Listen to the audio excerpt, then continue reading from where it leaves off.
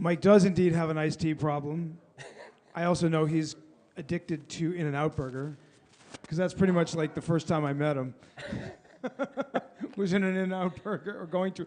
We met, and he said, hey, I'm going to In-N-Out Burger. You want to go get a burger? This is, what, 5 years ago? Or longer. So we chatted over In-N-Out Burger.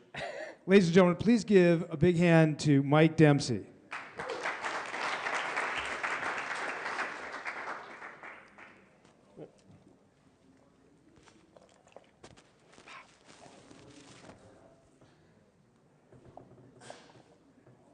Sorry, as I learn the clickers here.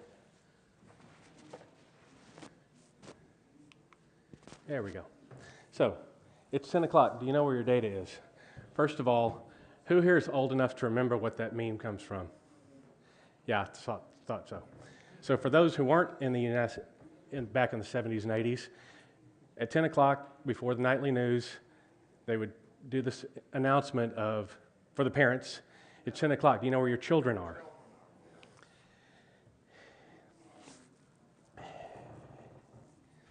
Make sure I'm on the right screen here.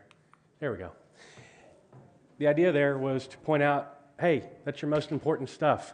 Where is it? So in many businesses, one of the most important assets is the data on their computers. Where that data is and how it's managed is one of the questions we all need to be asking.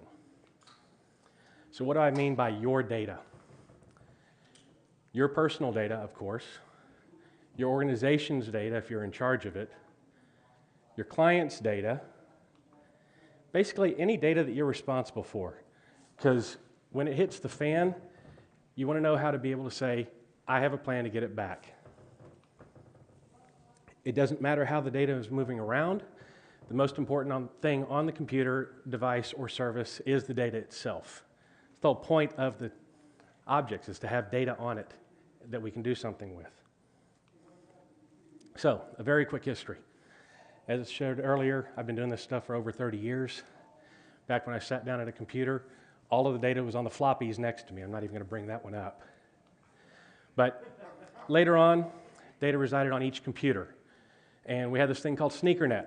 You'd take that floppy, walk it down to the hallway, hand it to the person who needed to do something with it.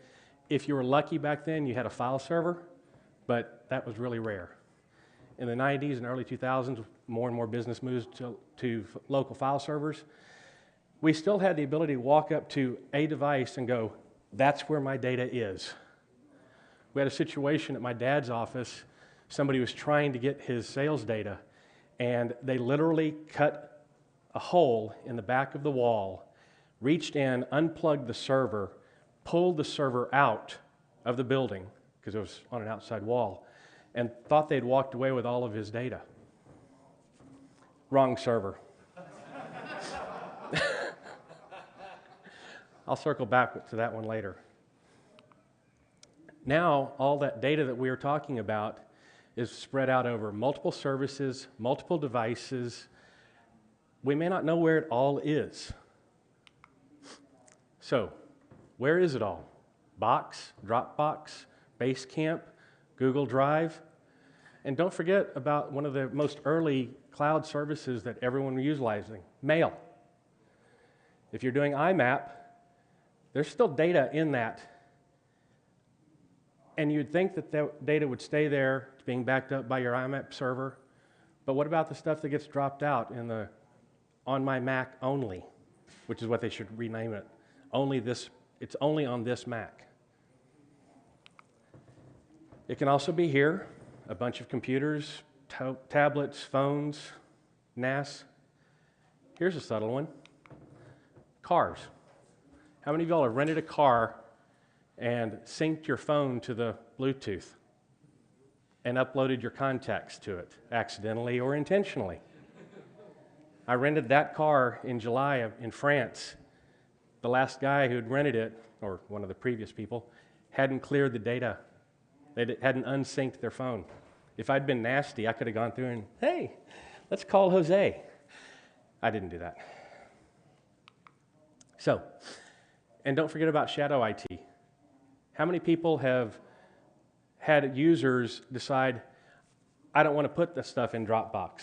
I'm going to use iCloud because I'm too lazy to put an alias to the stuff in Dropbox on my desktop, but I want to be able to get to it. So iCloud has that cool desktop sharing feature. They're just going to go ahead and start sharing it there, and we may not know about it. Sometimes they'll do it just because they're comfortable with it. So I'm going to start with the too long, didn't read. Just because the data is up there does not absolve us of any responsibilities. We still have to take care of it. Backups still need to be run and restoration tested. You need to understand how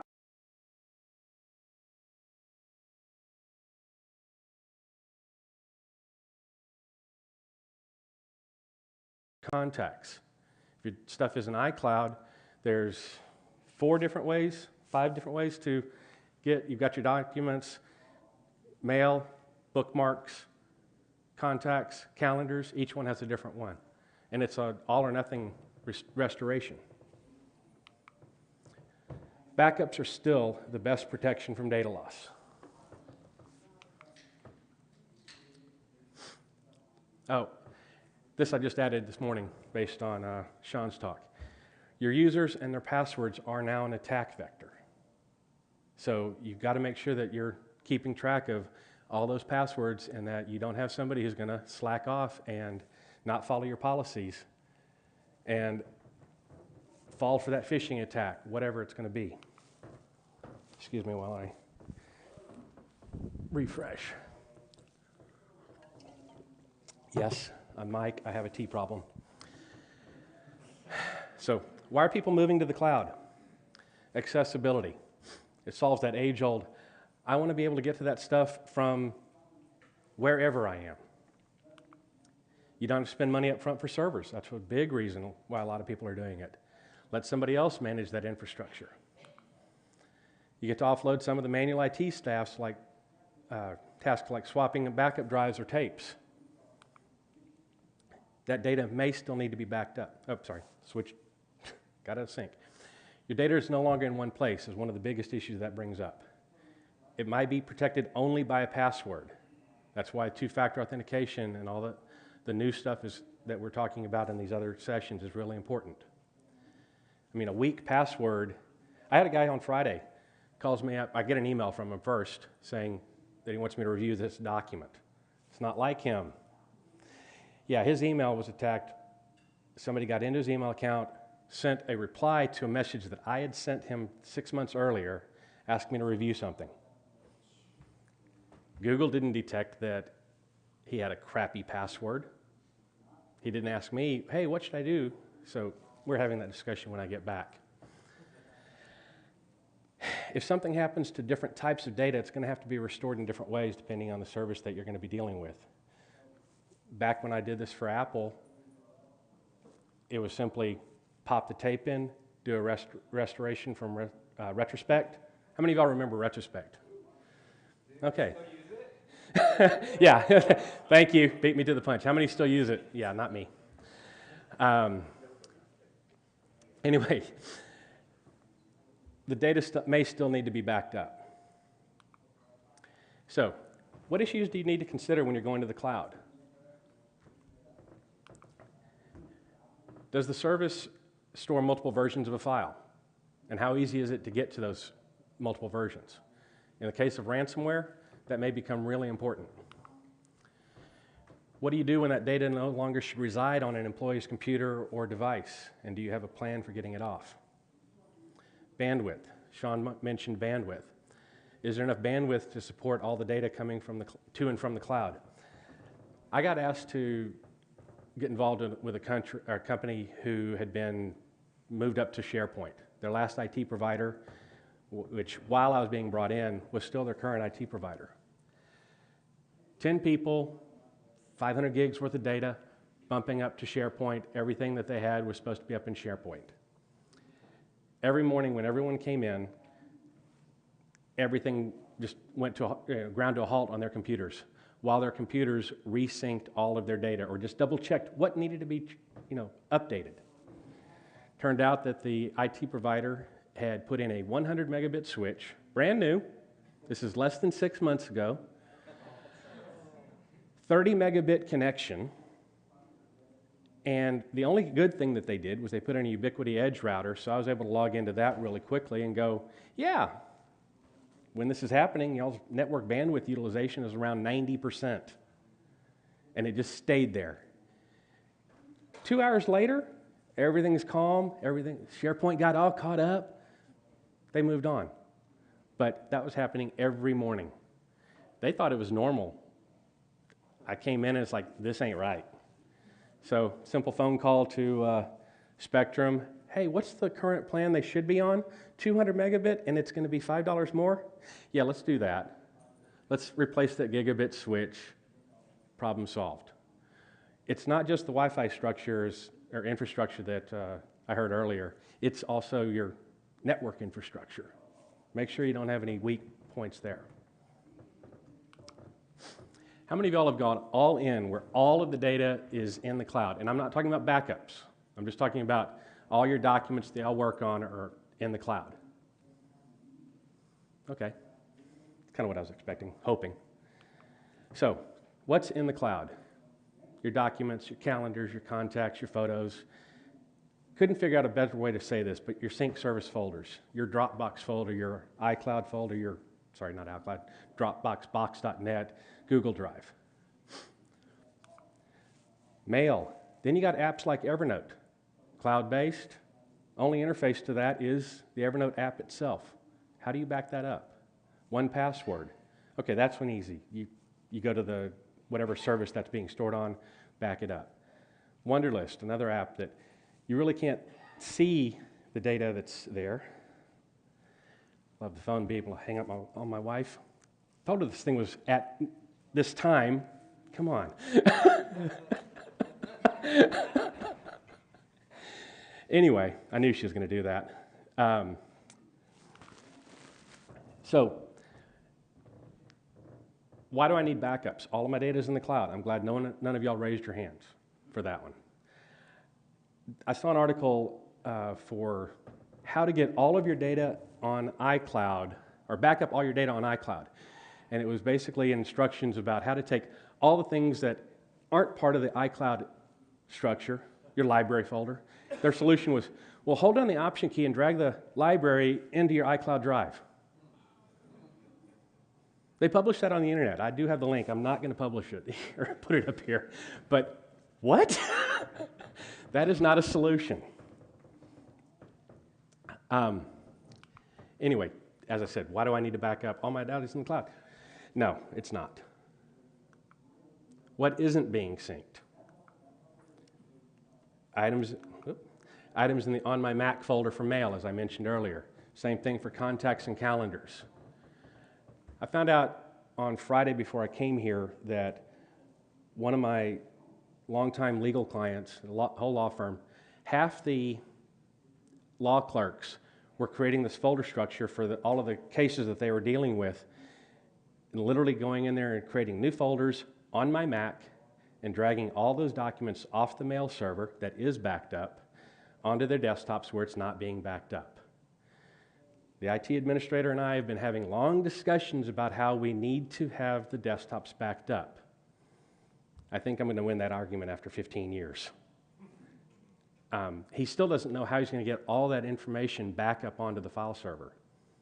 We'll figure it out later. But that's one of the things, it's definitely a training issue. Don't put the folders on my Mac, because it really means only on this Mac. And that means nowhere else.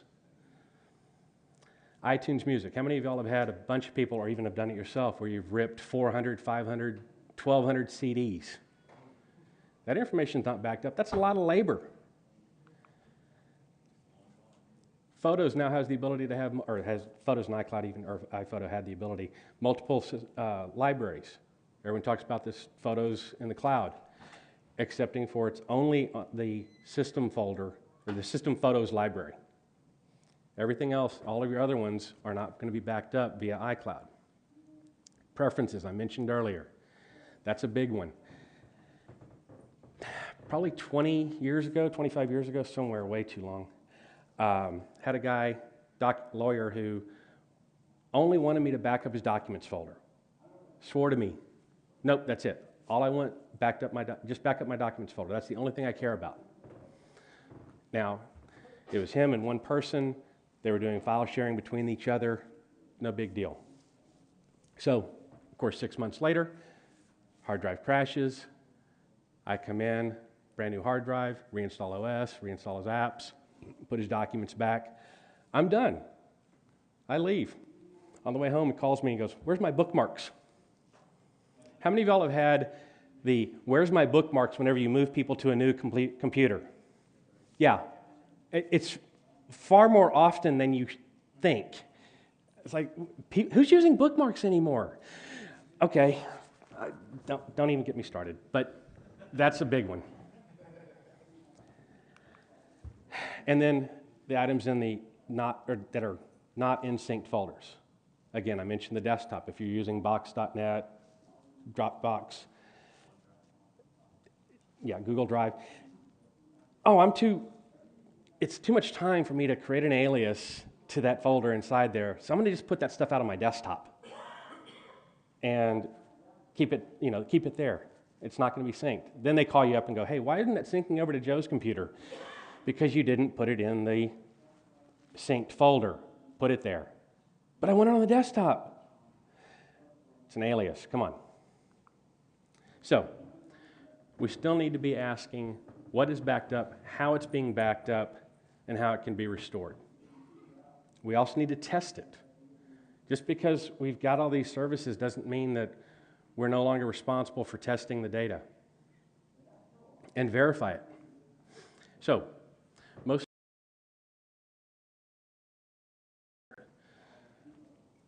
back when I worked at Apple, we did a disaster recovery where they literally said, "Okay, on Wednesday, we're locking y'all in a room. The building just blew up. We've got brand new computers. Here's your backup tapes. Get everything back going in this test environment."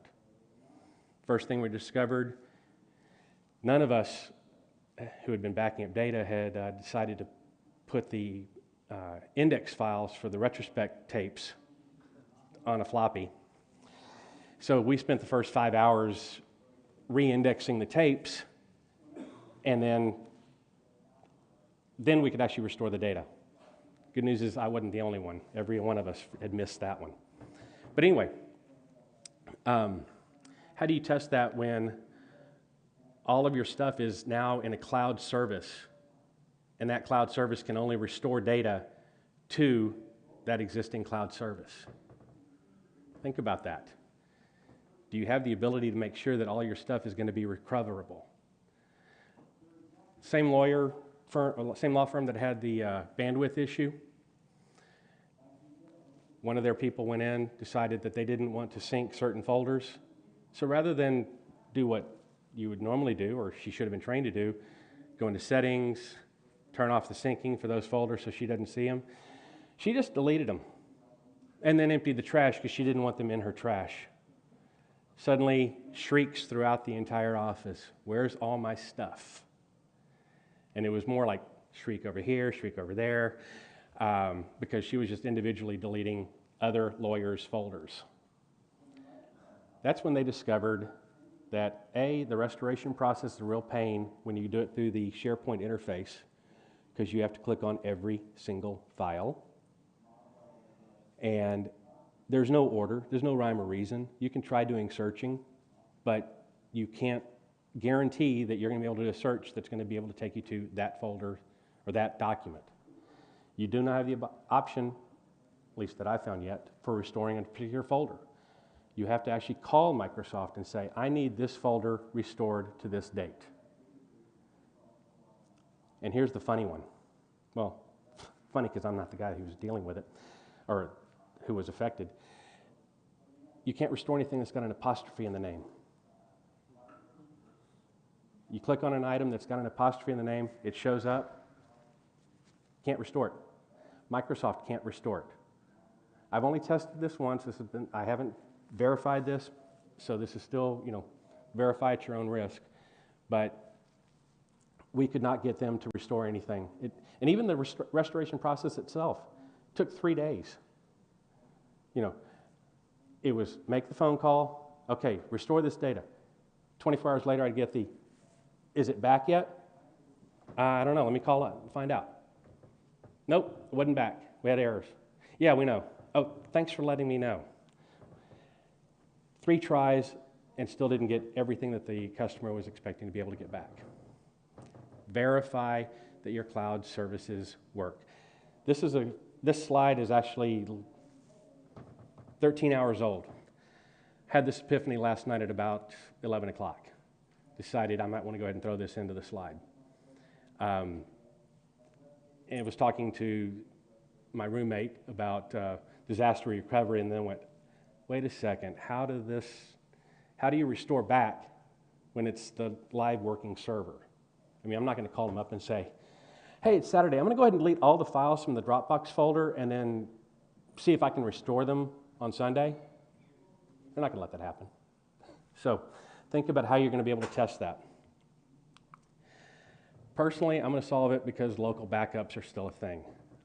Right now, that law firm has got Crash Plan running on everybody, just because I haven't got the rest of the infrastructure, haven't gotten the approval for the rest of the infrastructure to do local backups on site, but at least their data is being backed up off site. Yeah, so not everything is going to be synced to the cloud. I mentioned that. If time is of the essence, local backups are probably going to be a lot faster to restore from. And you've got the option, everything can be restored from a local backup. Some of the backup services like Acronis talk about bare metal backup capabilities.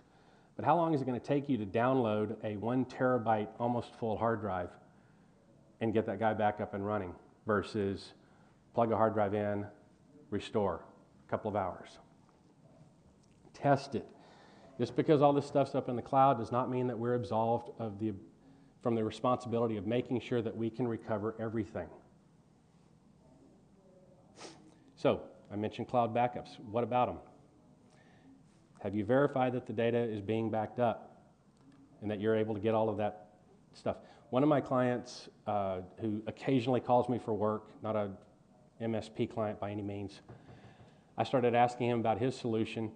Turns out that he's got 1 VM server running at an off-site location, and he's not sure how that information is going to be backed up, or whether his data is being backed up, and whether or not he's going to be able to restore that if something does happen. Oops.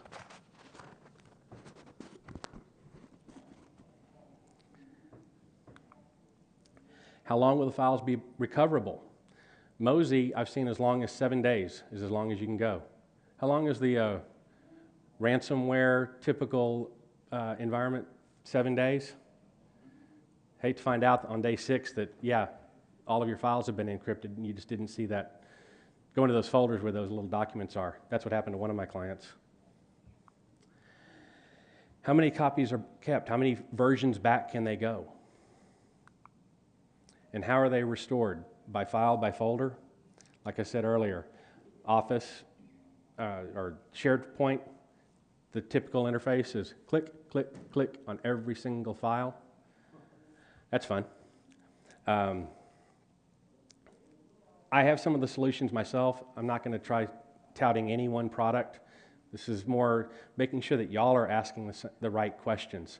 Frankly, I'd be absolutely satisfied if every one of y'all came up to me and said, I knew all that. Thanks. And that this was a complete waste of y'all's time. I'm much more concerned about y'all's data and your customers' data being backed up and handled properly. And some consultants, including the IT guys at the previous firm, they were actually told them, you don't need to do backups. All your stuff's in the cloud. I'm glad I'm hearing a lot of laughter. It really should be more of a, what? The managing partner told me that, and I was like, yeah, we're not doing that anymore. That's got to stop today. Told him how much it was going to be, and said, and it's going to take me 2 hours to get at least some sort of backup going. Yeah. And the other thing on this too, this is also, I saw this show of hands earlier, I don't know what it is right now, for consultants. This is revenue generation. This is something that y'all should be going around and making sure that every one of your clients is doing. And If they're not, there's a job for you. That's easy work to go around and do, and it should be an easy conversation to have. And get the buy-off very easily. So, as I mentioned before, have you tested it? It's really not a comfortable situation to find out that, yeah, apostrophes can't be, or files with apostrophes in the name can't be recovered. But that also goes for every other service. iCloud, your data can be restored for 30 days after deletion. Files only via the iCloud interface, no folders. You can call them and say, hey, I lost my photos library on this day, can you restore it? But it does take additional effort. Separate restores for contacts, calendars, and bookmarks, in addition to the documents. Your photos are only recoverable for 30 days after being put in the trash. And that's the local trash, not the iCloud trash. They're in sync with each other. So you trash a photo, 31 days later, it's not on your iCloud backup. And again, files can be only restored to the iCloud drive and then synced back down to the computer. Dropbox, 30 days on the basic and plus account, 120 days for the professional or business account. OneDrive, 30 days for standard users, 93 days for work or school accounts. This is the one I would test. Now, who has your data? Data on a single computer can be synced to many different services.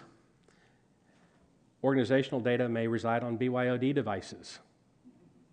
So some of that data may wind up in places that you haven't thought about. Is there a plan for getting it off of those devices when they're no longer supposed to have it? And is there a plan to remove the devices from the cloud providers? And I think it may be on a different slide. I'm going to go ahead and just mention it now.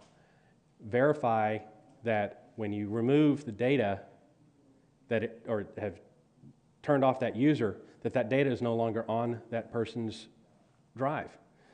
I know that Dropbox talks about if you delete something in a shared Dropbox folder, it doesn't delete it for the other people who had access to that folder. So you need to make sure that that data is actually gone. Same thing, Cario has the ability to remove a profile from mail. Does it actually remove the mail from that user's folder? So who can see your data? Obviously permitted users, maybe people like former employees. One of the vendors was telling me how he'd quit his job, and 7 days later he'd noticed that he still had full access to everything that he had had access before. They never turned off his access. He was the one who initiated the phone call to them to say, hey, you might want to remove me from your systems.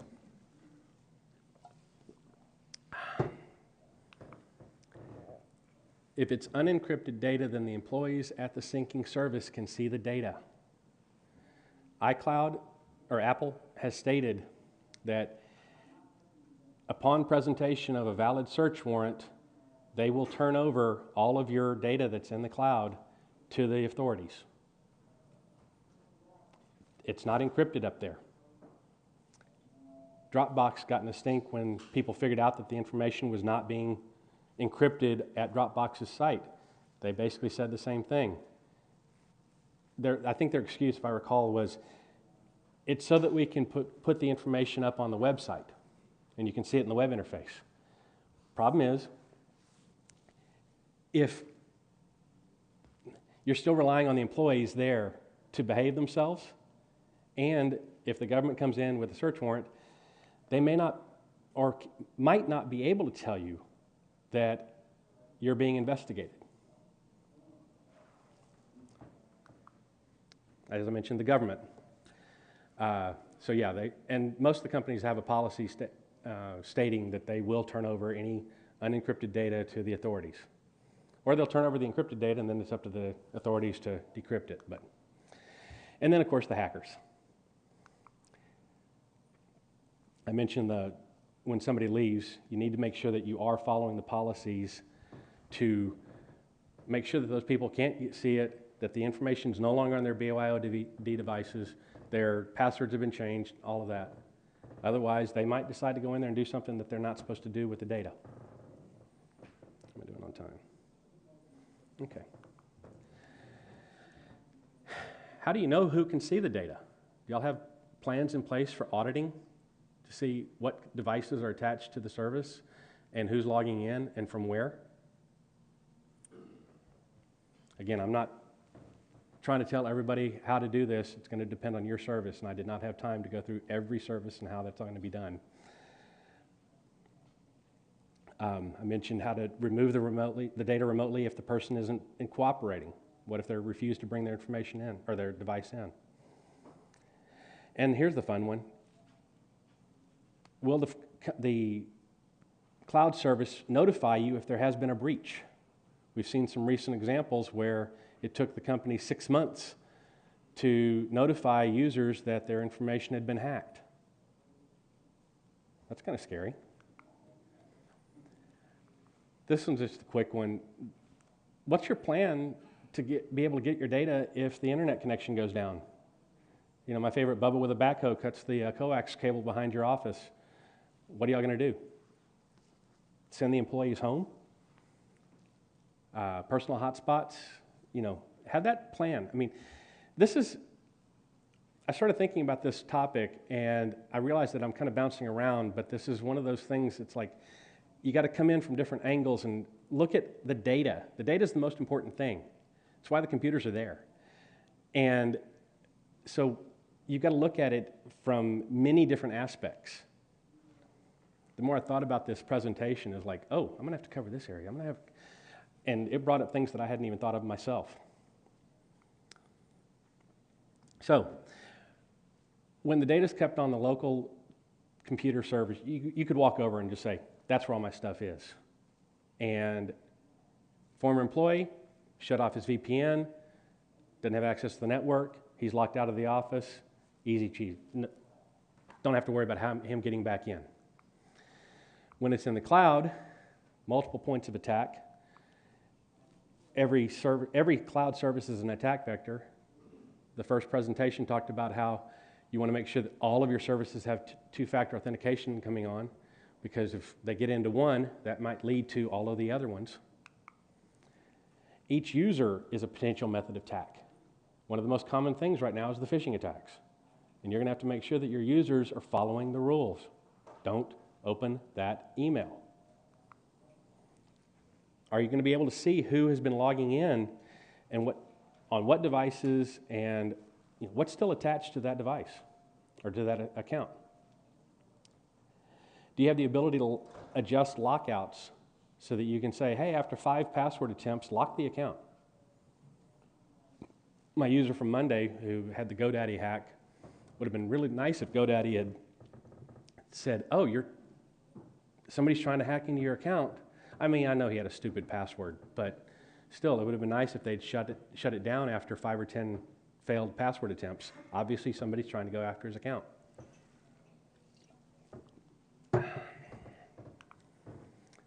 So I mentioned the testing. I cannot mention it enough.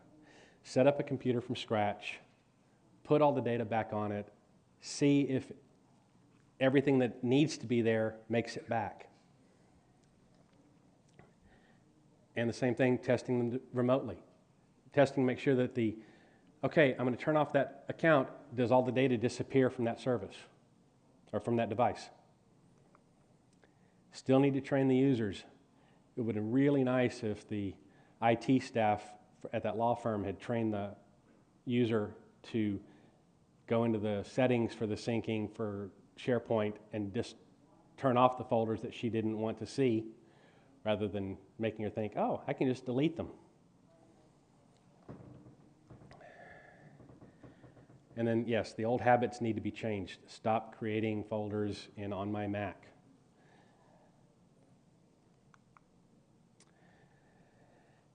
Realize that Apple is gently pushing people towards enabling iCloud. If you don't have an MDM solution and people are doing the upgrades on their own, they're going to get the question about, do you want to go ahead and just store your stuff in documents and desktop on the cloud? That can be a fun one. Especially when that second device that they've got gets re-enabled. Do y'all know what happens when that second device gets turned on that has the documents and desktop sharing? All the documents all the items from the documents and desktop folders on that second device get put into a subfolder called desktop from iPad, or from iMac, or documents from MacBook. Anybody gotten that panic call of, where's all my stuff? That's a fun one. Happened to one of my clients about 3 weeks ago, and she was in the process of creating a presentation and didn't know where her presentation had wound up. I know, but you know, that's how she ultimately did find it. But then she was like, now I see all these different folders and different versions of my stuff, and I don't know how to get it all back. And yeah, that was a fun little experience. How am I doing on time here? I think I've actually zipped through this a lot faster than I wanted to, or expected to. If you want, you can do a few minutes of Q&A. Okay. All right. Okay, that's enough. Just kidding. I have one more slide. This one I discovered, this goes back, it's more just this heads up. iPhone and the pictures on the phone. It's amazing, well, it's not really amazing to me. Pictures are getting to be very important for a lot of people. And a lot of people have still got phones that have stuff that was synced onto that phone from a computer that they own via iTunes. That information is not synced, cannot be backed up in any other way. If you do an iTunes backup, iCloud backup, those photos are not going to wind up there. So if something happens to that original computer and those photos aren't on that original computer, those photos are gone. I had a customer that was about this close to threatening my life because he didn't understand that.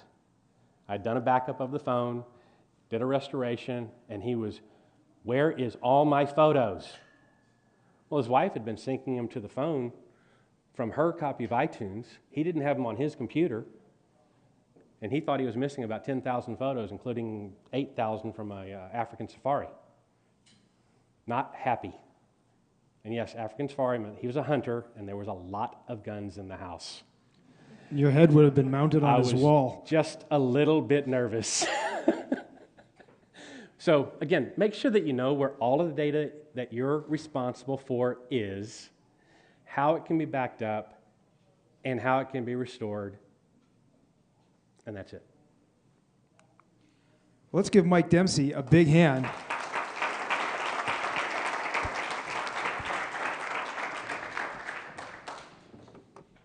That was perfect amount of questions. I actually do have a question. Wait for just a second, because I'm going to send most of the room up, though. So we're going to go to lunch now, except for that question, which is going to come up here and ask Mike in just a second. No, he's got a really important question. I'm sure everyone wants to hear it. Go really fast. So let's assume that you know where your data is. Oh, wait, it's Will? Forget it. Yeah, I know. So you know where your data is. It's in a cloud service. How are you backing it up? And let me direct that to a little bit more. How do you back up your Dropbox data? You don't need to back it up. It's perfectly synced all the time.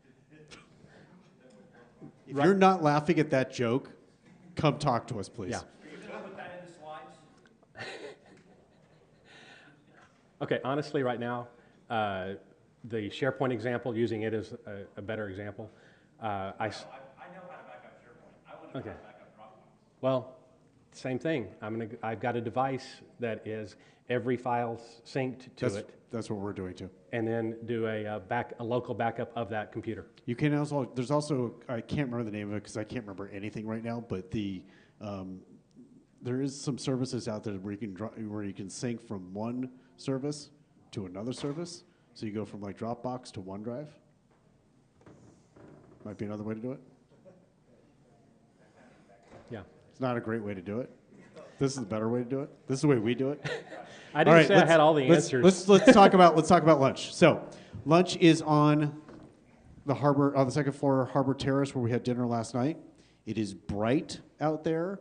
For some, it will be, you might want a hat. It's up to you. There's these MacTech hats that you got given right at the beginning, so that might be the way to do it, but it is beautiful up there. So head on up now, and it's on the second floor, and you guys know how to get there, and we'll see you up there in a little bit.